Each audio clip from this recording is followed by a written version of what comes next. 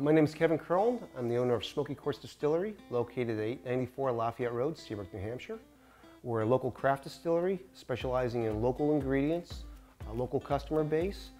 We currently have two products. We have our Smoky Quartz Solid Granite Vodka and Smoky Quartz Granite Lightning Moonshine. In 2008, I was on military duty in Baghdad with my National Guard Reserve unit.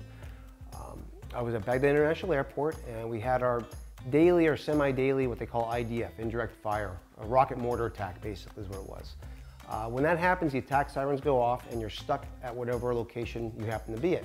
So I was sitting down waiting for the all clear siren, the attack was over siren to go off, and I picked up a Wall Street Journal. And in the Wall Street Journal, there's an article on micro distilleries. And I looked at it and it looked like too much fun. So I got back in late 2008, I put together my business plan, and here I am 6 years later. Since you're here, let's take a tour. First part of the process is very similar to a brewery. In fact, if you've ever gone to a brewery, they basically take their grains, they cook them, they convert the starches to sugars, they add yeast to sugars, and then they ferment them. It's very similar to that. I'm making what's called distiller's beer. The beer I make, though, it's not something you would drink and put in a bottle, that's for sure. Its main purpose is to generate alcohol content.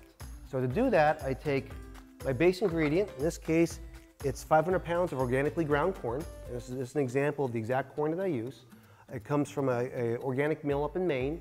So it's all grown within 120 miles of this facility. It's kind of one of my criteria is for the ingredients that are done in New England, I source everything as locally as possible.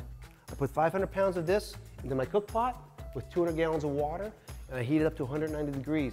The malt enzymes convert all the starches to sugars.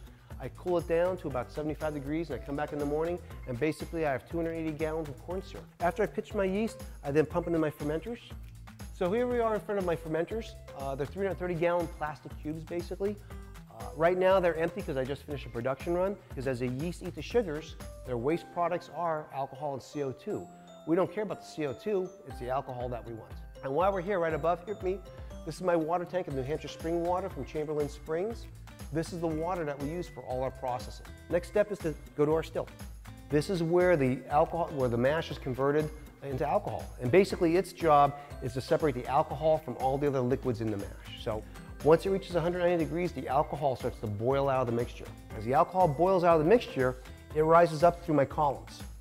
And each of these sight glasses you see is actually almost kind of a mini still. There's a plate, there's a screen at each of these levels that forces the alcohol to condense and evaporate in different cycles. You would see actually a rainfall of alcohol in these windows. The vapor flows across my top tube, comes down and comes out my parrot as pure 60-degree, 190 proof alcohol. This is basically my product that I proofed down to 100 proof to put in my bottles. But it smells, I wish you could smell it. It smells sweet, it smells great, and it's just a very, very nice product to have. When I talk about other careers, nobody smiles. When I say, oh, I make alcohol for a living, everybody smiles. It's a great business to be in where I'm making other people happy.